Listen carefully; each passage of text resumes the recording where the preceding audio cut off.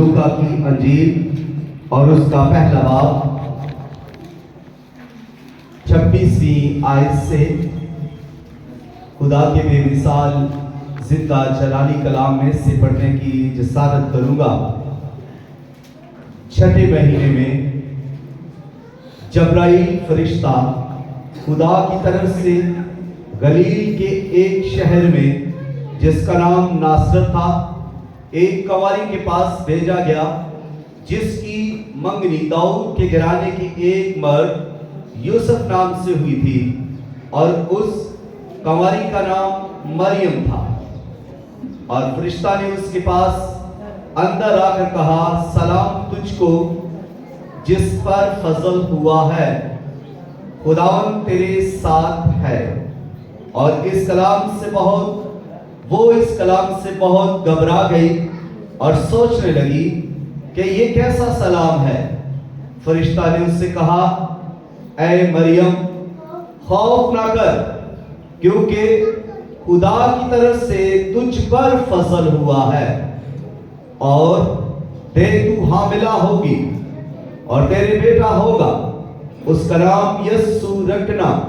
वो बुजुर्ग होगा और खुदा ताला का बेटा कहलाएगा और खुदा उसके बाप दाऊद का तख्त उसे देगा और वो याकूब के घराने पर अब तक बादशाही करेगा और उसकी बादशाही का आखिर ना होगा। मरियम ने फरिश्ता से कहा, ये क्यों कर होगा जबकि मैं मर्द को नहीं जानती। और फरिश्ता ने जवाब में उससे कहा कि रूहुल कुद्दस तुझ पर नाज़िल होगा और खुदा ताला की कुदरत तुझ पर साया डालेगी और इस सबब से वो मौलूद मुकद्दस खुदा का बेटा कहलाएगा। खुदावन के कलाम के पढ़े, सुने और कबूल किए जाने पर खुदा की बरकत हो। जिस सब कहें आमीन।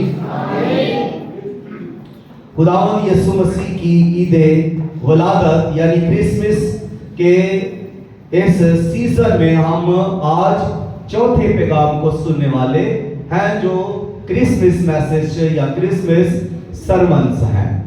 तो चौथा मैसेज जो आज मैं आपके साथ शेयर करने को हूं, इसका अनुमान है ईदे वलादत यानी यीशु मसीह की पैदाइश। यीशु मसीह की पैदाइश, मौलूद मुकद्दस यीशु मसीह की पैदाइश। या हम एक और सवाल को हल करते हुए भी गुजरेंगे कि यीशु मसीह खुदा का बेटा कैसे है। और ये सवाल 2000 साल अरसा गुजर जाने के बाद भी ये सवाल ही है और आज भी लोग इस पर सवाल करते हैं कि यीशु मसीह खुदा का बेटा कैसे है।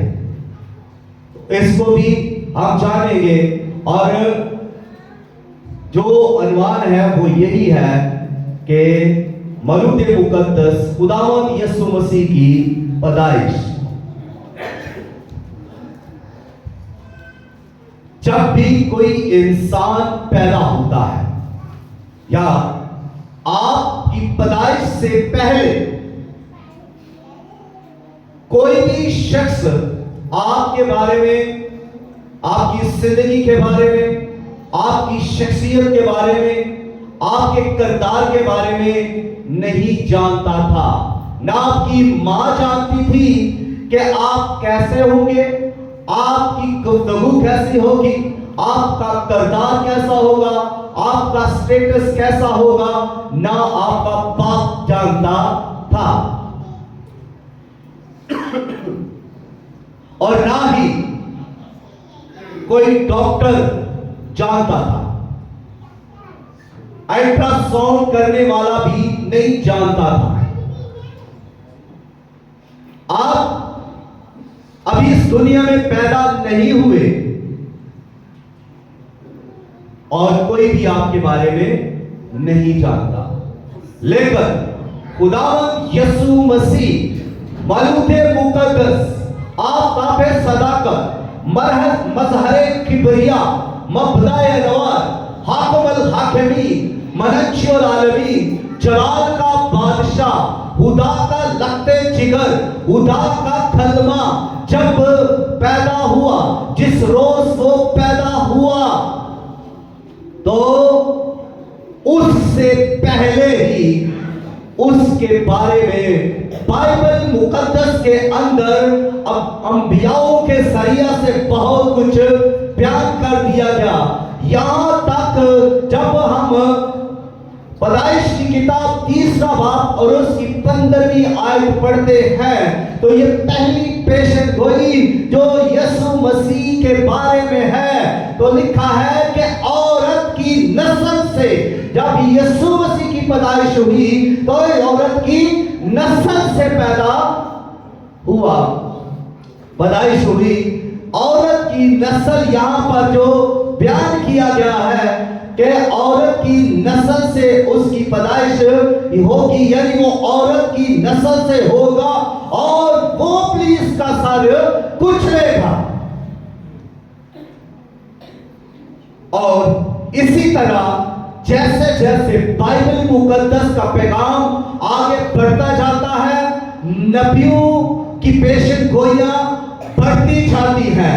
कोई नबी आकर यीशु मसीह के बारे में ये कहता है कि वो कवानी से पैदा होगा, कोई नबी आकर ये कहता है कि वो बैतलहम में पैदा होगा, कोई आकर कहता है कि उसकी सल्तनत का आखिर ना होगा, कोई ये कहता है कि उसके काम ऐसे होंगे, उसका खानदान ये होगा, कोई उसके नस्ल के बारे में बयान करता है, कोई नबी आकर उसके खानदान की बात करता है, तो कोई नबी आकर उसके कबीला की बात करता है, और कोई नबी आकर उसकी पैदाइश की बात करता है, और यहां तक कि उसके कामों के बारे में भी पहले से बता दिया जाता है, उसकी बादशाही के बारे में भी पहले से बता दिया जाता है कि उसकी बादशाही कैसी होगी, वो किस तरह से बादशाही करेगा, और यहां तक बता दिया जाता है कि उसकी पैदाइश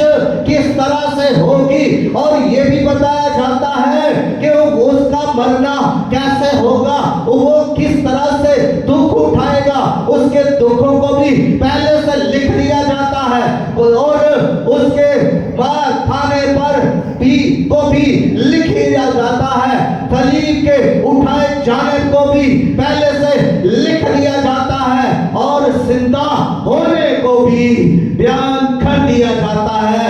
इसलिए जब इस शख्स यानी खुदाए कदूस मलूके मुकद्दस आफ़ताब सदाकत यीशु मसीह की पैदाइश होनी है, तो पहले से सब कुछ बता दिया जाता है।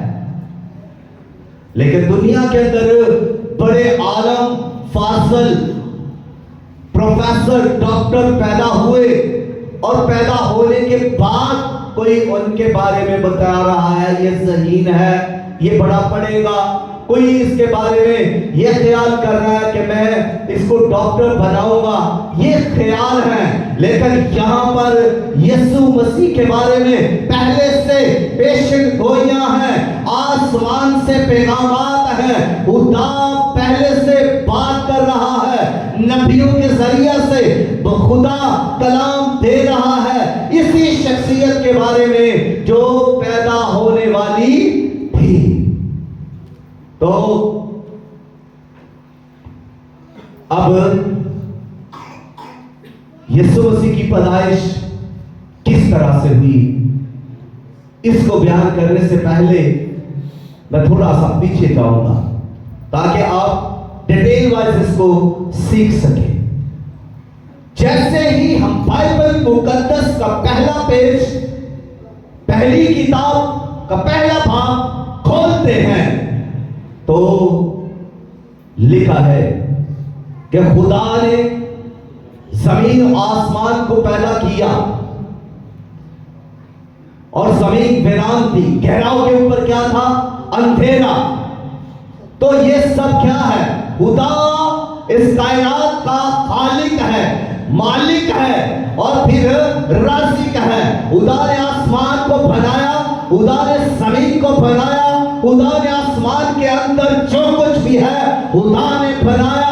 खुदा फरमाता गया, चीजें मां से वजूद में आती गई, चीजें बनती गई। खुदा बोलता गया, चीजें बनती गई। और खुदा ये जब बना रहा है तो खुदा ने कहा रोशनी हो जा, रोशनी हो गई। खुदा बोलने लगा कि खुदा ने पानी को एक जगह जमा किया और उसको समंदर कहा, और जो खुशकी थी उसको जमीन कहा। और खुदा ने पौधों को बनाया, खुदा ने कहा पौधे बन जाए, पौधे बन गए। खुदा ने कहा दरख्त बन जाए, दरख्त बन गए। खुदा ने कहा अनवार बन जाए, अनवार बन गए। यानी सूरज बन जा, बन गया। चांद बन के जाए, बन गया। खुदा ने कहा सितारे बन जाए, बन गए। और फिर खुदा ने सब कहा कि इस समय पानी के अंदर मछलियां यानी पानी के जानदार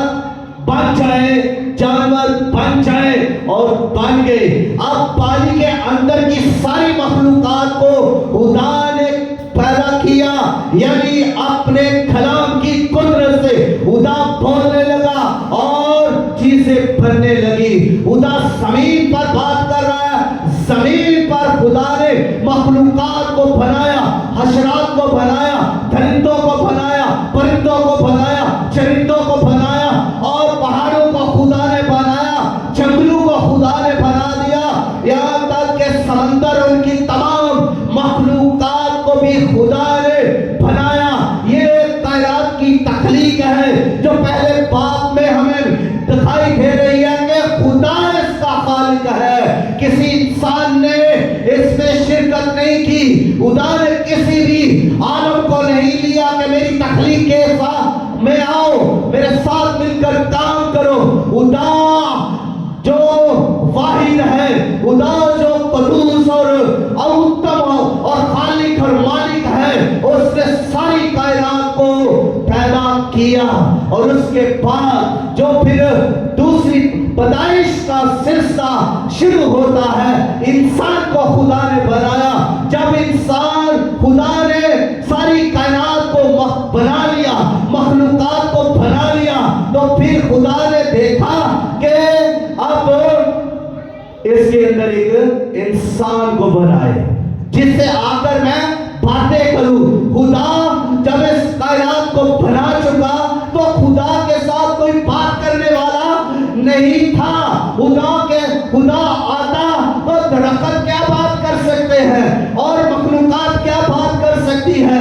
खुदा चाहता था कि किसी ऐसी हस्ती को बनाया जाए जो इन सब से अफजल हो, दरिंदों से अफजल, परिंदों से अफजल, चरिंदों से अफजल, अशरात से अफजल, नबातात से अफजल, इन सब से अफजल हो, अशरफुल मखलूकात हो, जो जिसका रुतबा आला हो, जिसका म्यार आला हो, जिसका किरदार आला हो, जिसकी शख्सियत आला हो। खुदा ऐसी हस्ती बनाना चाहता था और खुदा ने फिर मट्टी ली और मट्टी को उसने साना। अब सानने का मतलब यह है कि उस मट्टी को उसने गूंदा, जिस तरह औरतें आटा को गूंदती है, तैयार करती है, उसी तरह खुदा ने जमीन से मट्टी को लिया और मट्टी लेकर उसने उसको गूंदा और गूंद गूंद कर उसने उस मट्टी को तैयार किया और फिर उसके एक पुतला बनाया, यानी एक इंसान का पुतला बना दिया। और जब इंसान का पुतला खुदा ने बनाया तो फिर उसमें अभी जान नहीं थी, फिर खुदा ने अपना ही सांस उसमें फूंक दिया और जब खुदा ने अपना रूह, अपनी सांस उसमें फूंकी तो वो जिंदी जान हो गया। उसकी आंखें खुल गई, उसके अंदर जान आ गई, उसकी उंगलियां चलने लगी, उसके पांव चलने लगे, वो बोलने लगा, वो हरकतों सकनात करने लगा, वो जिंदा था। क्यों खुदा ने फूंक दिया और वो जीती जान हो गया, बाइबल कह रही है। और खुदा ने जब उसको देखा तो खुदा उसके लिए खुश हुआ, और यहां तक कि खुदा ने जब उसकी पैदाइश की तो ये पैदाइश कैसी पैदाइश थी? इसमें किसी औरत का कोई किरदार नहीं है, कोई औरत इसमें शामिल नहीं है, ना कोई मर्द इसमें शामिल है, कोई मर्द इसमें शामिल नहीं है, ना कोई औरत इसमें शामिल है। इस मर्द को, आदम को बनाने वाला एक ही है, और वो जिंदा खुदा है। जब उसने इसको बनाया तो ये एक मौजज़ा है, ये एक मौजज़ा है, ये एक मुकाशफा है। जब खुदा ने आदम को बनाया तो उसकी पैदाइश एक मौजज़ा है। कौन मट्टी से इंसान को बना सकता है? ये खुदा है जो सबसे बड़ा क्रिएटिव है, सबसे बड़ा मौजज़े करने वाला है। और खुदा ने आदम को बनाकर एक अजूबा पेश कर दिया, एक मौजज़ा बना पेश कर दिया, और एक इंसान बनाया, और उसी के साथ खुदा बातें करता था, उसी से प्यार करता था। खुदा जब उसको बनाया तो चाओ सवाओं से प्यार से बनाया। अब खुदा आदम से बातें करता था, आदम से प्यार करता था, आदम से मुलाकात करता था।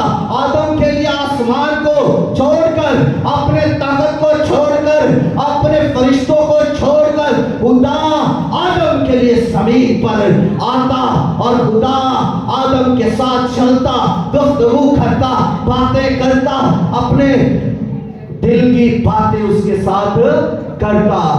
ये एक बड़ी गहरी रफाकत थी जो खुदा की पहले इंसान से थी। और फिर आदम को, खुदा को अच्छा न लगा।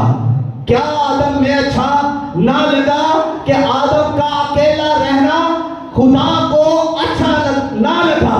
सब चीजें तो अच्छी हैं, सब चीजों के खुदा ने जोड़े बनाए, लेकिन आदम को खुदा ने अकेला बनाया। तो खुदा को फिर अपनी ही तख्लीक में कमी नजर आने लगी। खुदा को अपने ही बनाए हुए इंसान की फिक्र होने लगी कि ये अकेला है, ये उदास रहता है, ये परेशान रहता है, इसके लिए एक मददगार बनाई जाए जो इसके साथ हो। उसने औरत को बनाया, यानी हवा को बनाया गया। अब हवा की पैदाइश इस तरह हुई कि हवा को खुदा ने कैसे बनाया? जब हवा की पैदाइश हुई तो ना इसमें भी किसी मर्द का किरदार, ना किसी औरत का किरदार, ना मर्द और औरत के मिलाप से ये हवा पैदा हुई, बल्कि खुदा ने दूसरी जब पैदाइश की तो ये भी एक अच्छी तौर पर तरीके से, एक मौजज़ा के तौर पर, एक अजूबे के तौर पर खुदा ने इसको भी पैदा किया। और खुदा ने आदम पर गहरी नींद भेजी। आदम गहरी नींद के अंदर है और खुदा आदम का प्रेक्षण कर रहा है। खुदा ने आदम के अंदर से एक हड्डी निकाली और पसली निकाली और उसके गोश्त में से गोश्त लेकर उस औरत को बनाया। इसीलिए तो आदम ने जब उसको पहली बार देखा, जब खुदा औरत को लेकर आदम के पास आता है तो फिर आदम उसे देखते ही क्या कहता है? ये तो मेरी हड्डियों में से हड्डी है और मेरे गोश्त में से गोश्त है। आदम को कैसे पता चल गया? आदम को कैसे पता चल गया ये मेरी हड्डी है, ये मेरा गोश्त है? आदम उसे देखकर खुश हुआ। क्यों खुश हुआ? आदम उसे देखकर मुस्कुराया, खुश हुआ। उसके अंदर एक अजीब सी हलचल शुरू हो गई। उसके अंदर जज्बात उसके लिए उमड़ पड़े, उसके लिए उसके अंदर मोहब्बत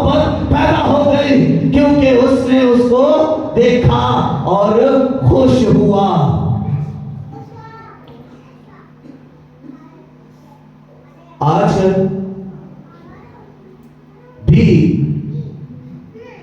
लोग औरतों को देखकर खुश होते हैं,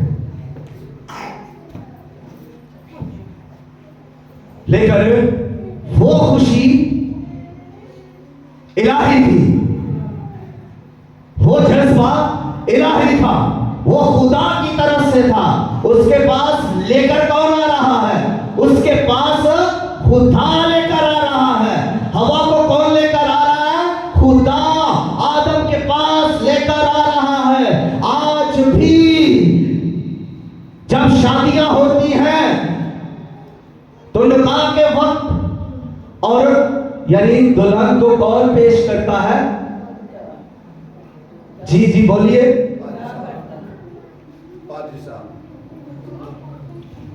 पादरी साहब, आंटी जी, खुदा, और कोई बोले जी? वालिद। इस बैग के लिए तालियां। तो इजाजत कौन देता है? वालिद। पेश कौन करता है? वालिद। अब वालिद किसका दर्जा रखता है? बाप का। बाप है। और खुदा हवा का क्या था? बाप। खुदा क्या था? उसका बाप था। और वो बाप अपनी बेटी को लेकर आ रहा है। खुदा उसके साथ है। खुदा ने जब उनको बनाया तो खुदा ने उसको आदम के लिए ही बनाया। खुदा का मंसूबा उनके लिए इलाही था। खुदा की मोहब्बत उनके लिए इलाही थी। खुदा की रफाकत उनके साथ इलाही थी। खुदा उनके साथ जब गुफ्तगू कर रहा है तो खुदा का एक प्लान और मकसद है। और खास आदम के पास जब हवा आई तो आदम ऐसे नहीं खुश हुआ। ये खुशी कैसी थी जी? इलाही खुशी थी। ये भी आसमानी रूहानी खुशी थी। ये खुशी भी तो आदम के अंदर खुदा की तरफ से थी। और जो कुछ उसके अंदर मोहब्बत उसके लिए जारी हुई वो भी खुदा की तरफ से थी। और आज मैं आपको बताऊं कि आज जब हम किसी औरत को देखते हैं और पहली नजर में देखकर बड़े खुश होते हैं तो ये कहां से खुशी आती है? ये कोई इलाही खुशी नहीं है। ये जमीन वाला ही अंदर पैदा करता है। और जमीन वाला कौन है? शैतान। शैतान बस पैदा कर देता है। क्योंकि हम एक को तो देखते नहीं है। एक को देखकर हम नहीं खुश होते, हम तो सबको देख कर खुश होते हैं। तो ये किसके लिए है? यानी कहां से है? ये खुदा की तरफ से नहीं, ये दुनिया के जहान के खुदा की तरफ से है। और वही तो ये दिल में डाल रहा है। जब भी कोई मर्द किसी औरत को देखता है तो उसके अंदर एक चीज जो शैतान की तरफ से है वो पैदा होती है। उसके अंदर जो जज्बात पैदा होते हैं शैतान की तरफ से पैदा होते हैं। और शैतान उसके अंदर बहुत सारे जज्बात पैदा कर देता है। फिर आदम के अंदर ऐसे जज्बात नहीं थे। आदम के जज्बात इलाही थे, खुदा की तरफ से थे। और आदम के लिए कि आदम के अंदर कितनी पसलियां होंगी? कोई किसी को पता है आदम के अंदर कितनी पसलियां थी? तो निकाली कितनी? एक। तो मर्द के लिए फिर खुदा ने एक ही औरत बनाई है। मर्द के लिए खुदा ने एक ही औरत बनाई है। वो एक को देख के खुश हो, सबको नहीं। फिर एक को ही देखकर खुश हो। उसके लिए ही जज्बात रखें, उसके लिए ही मोहब्बत रखें। एक के लिए, सब के लिए नहीं। दो दो, तीन तीन, चार चार के लिए नहीं। तो खुदा ने जब आदम की पैदाइश की तो ये भी एक मौजज़ा और अजूबा जब औरत की पैदाइश की गई तो यह भी एक मौजज़ा और अजूबा और मुनफरिद तौर पर पैदाइश। अब आगे चलते हैं और अब जब आदम और हवा दोनों जब गुनाह में गिर गए, जब अब इनके औलाद होने लगी, जब काइन पैदा हुआ, जब हाबिल पैदा हुआ, जब सेत पैदा हुआ और जब नस्ल हुए जमीन पर बढ़ने लगी तो पैदाइश का तरीकाकार क्या बदल गया। क्या हुआ? बदल गया। पैदाइश का तरीकाकार, मर्द के पैदा होने का तरीका बदल गया, औरत के पैदा होने का तरीका बदल गया। मर्द जो मिट्टी से बनाया गया था, औरत जो हड्डी और गोश्त से बनाई गई थी, अब ऐसी पैदाइश नहीं होती। अब पैदाइश मर्द और औरत के मिलाप से होती है और ये कानून फितरत बन गया। ये कानून अब ठहरा दिया कि अब दुनिया के अंदर जब पैदाइश होगी, जब मर्द पैदा होंगे, जब औरतें पैदा होंगी तो इसी कानून फितरत के मुताबिक पैदा होंगी। मर्द और औरत की शादी होगी और उनसे बच्चे पैदा होंगे।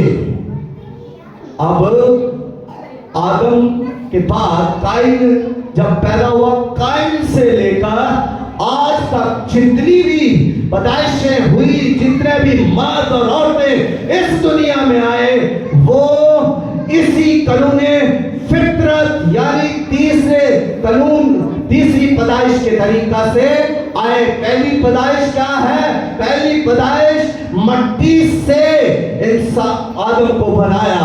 दूसरी पैदाइश मर्द की हड्डी और गोश्त लेकर औरत को बनाया। और तीसरी पैदाइश यह है कि मर्द और औरत के मिलाप से पैदाइश होती है और ये तीसरी पैदाइश है।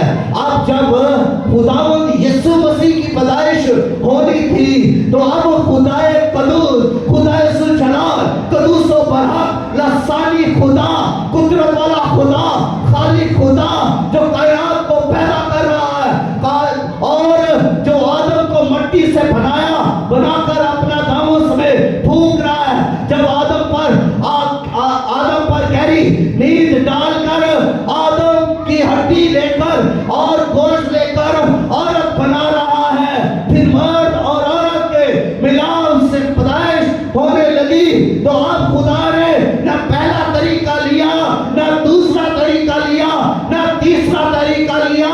अब जब खुदा के अपने बेटे की पैदाइश होनी थी, अब जब खुदा के अपने लहते जिगर की पैदाइश होनी थी तो खुदा ने तरीके ही बदल दिए। न पहला तरीका, न मिट्टी से पैदाइश होगी, न अब मर्द से हड्डी ली जाएगी, न गोश्त लिया जाएगा। अब ना मर्द और औरत के मिलाप से पैदाइश होगी, बल्कि जब यीशु मसीह की पैदाइश होगी तो रूह कुद्दस की कुदरत के वसीला से, हालेलुया, फरिश्ता ने पहले से बता दिया। मुकद्दसा मरियम के पास आकर फरिश्ता पहले से बयान करता है, सलाम है मरियम। और आप इस सलाम को थोड़ा मैं बयान करूं तो सलाम बाइबल मुकद्दस के अंदर आप पढ़िएगा, सहाय पढ़िए, सहाय में अंबिया छोटे और बड़े सब सहाय पढ़िए, पुराना बड़े, शरीयत पढ़े और दुनिया की तारीख, कुतुब, शायरी सब कुछ पढ़ लें। कहीं पर भी आपको ये नहीं मिलेगा कि आकर जब्राइल फरिश्ता ने किसी को सलाम किया हो। ना इससे पहले खुदा के फरिश्ता जब्राइल ने किसी मर्द को सलाम किया, ना किसी औरत को सलाम किया, ना नबी को सलाम किया, ना बादशाह को सलाम किया, ना आलम और फाजल और टीचर और डॉक्टर को सलाम किया। अगर सलाम आकर किया है तो मुकद्दसा मरियम को सलाम किया है। ये है मुकद्दसा मरियम की फजीलत, ये है मुकद्दसा मरियम की शान, यह है मुकद्दसा मरियम की बुलंदी, जो खुद पाक है और अपने पाक पन की वो भी बयान करती है। मैं तो खुदावंद की बंदी हूँ, मैं तो पासा हूँ, यानी पाक हूँ, मैं तो किसी मर्द को नहीं जानती। इकरार है, ऐलान है, मैं मर्द को नहीं जानती। आज बड़े बड़े वर्शिपर हैं, आज बड़े बड़े प्रीचर हैं, औरतें नहीं कह सकती मैं मर्द को नहीं जानती, मैं बादशाह हूं, मैंने गुनाह नहीं किया, मैंने गलती नहीं की, कोई भी नहीं कह सकता। लेकिन यहां पर मुकद्दसा मरियम जो खुदा की वर्शिपर है, खुदा की पूजा करने वाली, खुदा के साथ चलने वाली, अपने आप को पाक रखने वाली, खुदा का इल्हाम पढ़ने वाली औरत है, और जो पाक है, जो बाकरा है, जो सदीका है, जो फीफा है, जो बिल्कुल पाक और साफ है, तो वो फरिश्ता से कह रही है कि ये क्यों कर होगा। जब फरिश्ता उसको सलाम कर रहा है तो ये कोई छोटी बात नहीं है। आगे हस्ती का म्यार भी तो देखें, आगे हस्ती का म्यार भी तो देखें। म्यार क्यों ना हो भाई, शान क्यों ना हो, वो किसकी मां भरने जा रही है, वो खुदा के लहते जिगर की मां भरने जा रही है। और भाई म्यार और मराज तो उत्तम होगा ही, सवातों से बुलंद रुतबा तो होगा ही। उसकी शान ये है कि उसके बदले अथर से खुदा का बेटा, खुदा का कलमा मौलूद मुकद्दस जो खुदा के साथ साथ रहता है, वो उसी के बदल से इस दुनिया में आने वाला है। ओ मुकद्दसा मरियम की शान तो बुलंद होनी ही है।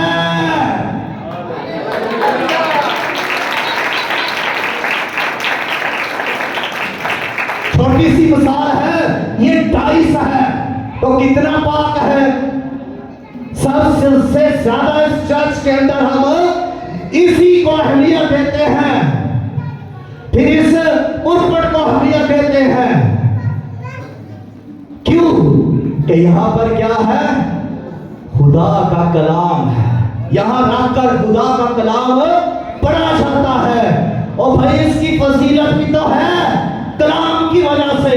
तो मुकद्दसा मरियम की फजीलत यीशु की वजह से है, खुदा के कलाम की वजह से है, क्योंकि कलाम मुजस्सम हुआ तो उसने मुकद्दसा मरियम के बदन से ही तो ये जिस्म लिया।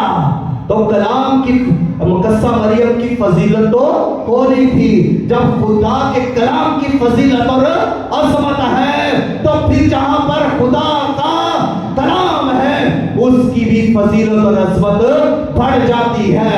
अब वो कलमा जो खुदा के साथ था, वो कलमा जो खुदा था, वो कलमा जो इब्तिदा में था, अब वही कलमा अब मुजस्सम हुआ, तो आया इस दुनिया में। कहां पर आया? मुकद्दसा मरियम के बदन में, पाक बदन में आया। तो पकीज़ा तो उसने होना ही है। वो जहां कलाम आ जाए वहां पकीज़गी तो है। जो वर्शिप करे उसको भी पकीज़गी मिलती है, जो कलाम पढ़े उसको भी। तो यहां पर तो उसके अंदर ही कलाम आ गया, जो अज़ल से था, खुदा के साथ था, जो खुदा था वही आ जाए। जिस जगह पर आए, झाड़ी के अंदर खुदा उतर आया तो झाड़ी कितनी पाक हो गई। और झाड़ी को देखने के लिए मुकद्दस मूसा कहां से चले, दूर से आए, आकर उसके करीब आते हैं तो झाड़ी में से आवाज आती है, मूसा अपनी जूती उतार दे, जिस जगह पर तू खड़ा है वो जगह क्या है? मुकद्दस है। वो जगह जहां पर अब खुदा बदर में उतर आए तो वो बदर कितना मुकद्दस होगा, जिसमें रूहुल कुद्दस उतर आए वो बदर कितना।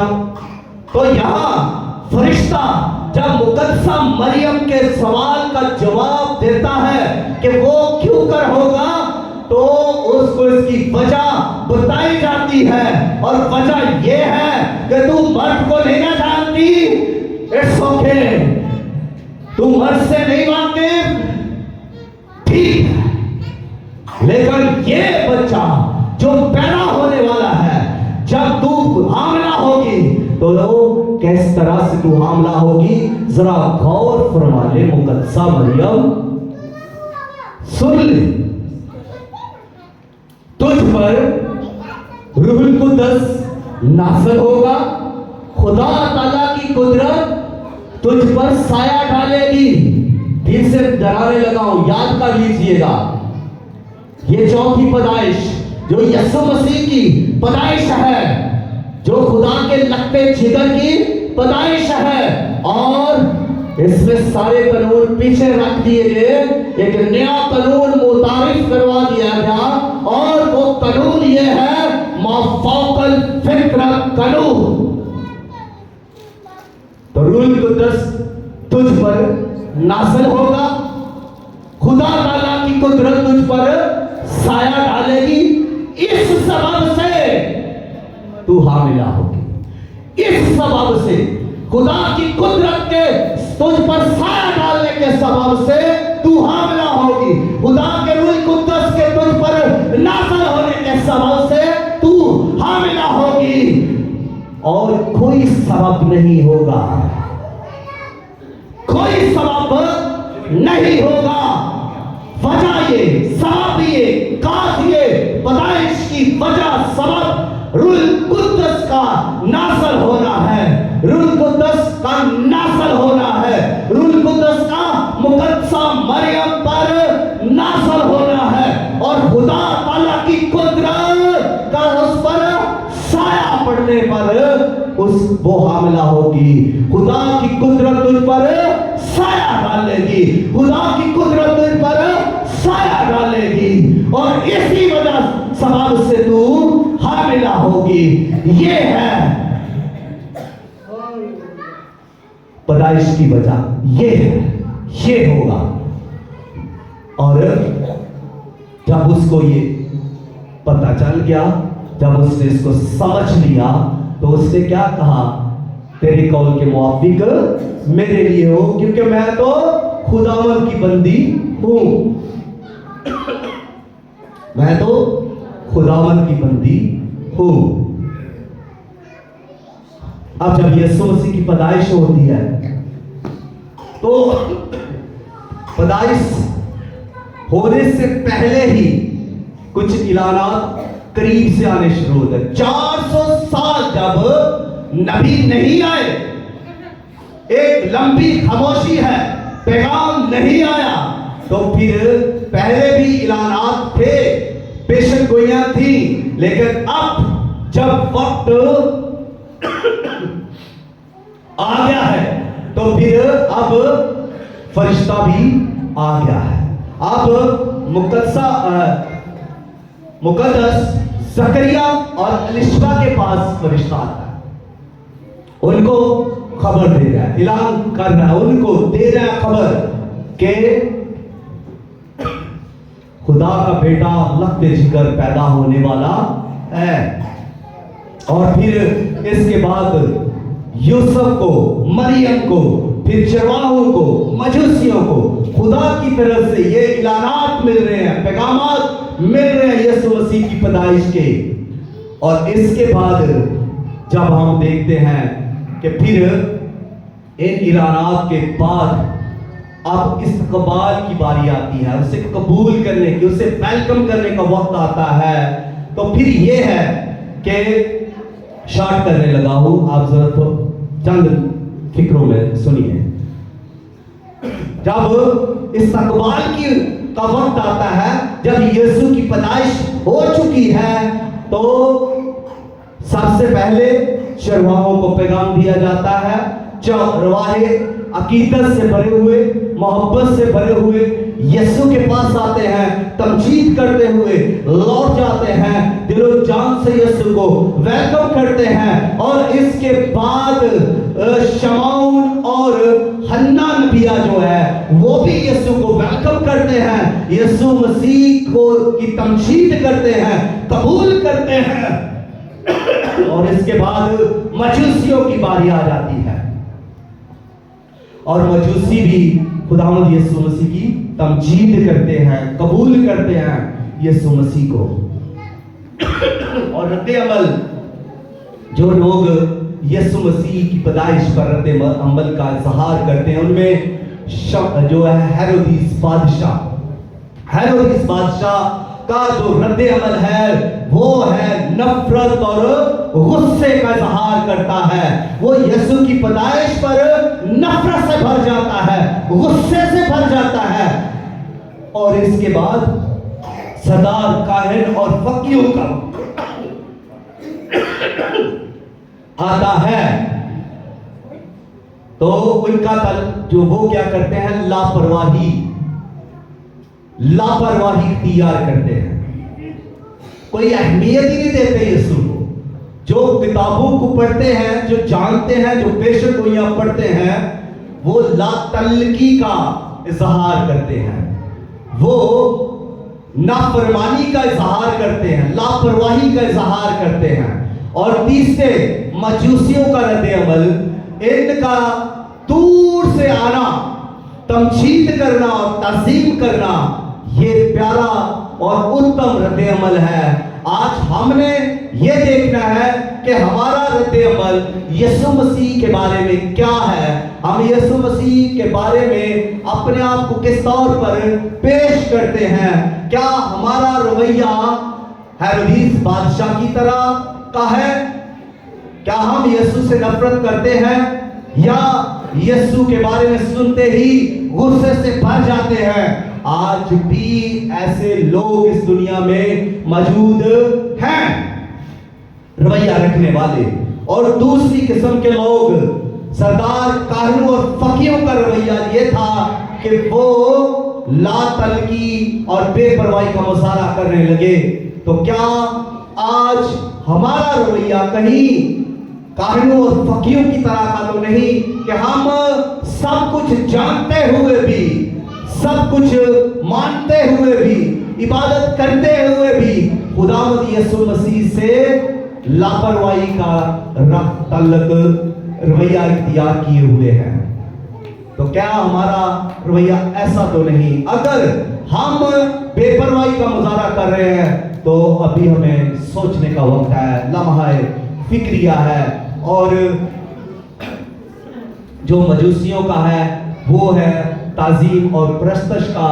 तो अगर हमारा रवैया ताजीम और प्रस्तश का है तो फिर हम बाबरकत हैं, हम निजात पाएंगे, हम बरकत पाएंगे, हम फतह पाएंगे, हम आसमानी बरकत पाएंगे, हम खुदा के मंसूबा में रहकर जिंदगी को बसर करेंगे अगर हमारा रवैया ताज़ीम और परस्तश का है। खुदा इस कलाम के वसीला से हम सबको कसरत के साथ बरकत दे, आमीन। इस सभी थोड़ी देर के लिए आंखें बंद करके शुक्रगुजारी की दुआ कीजिए।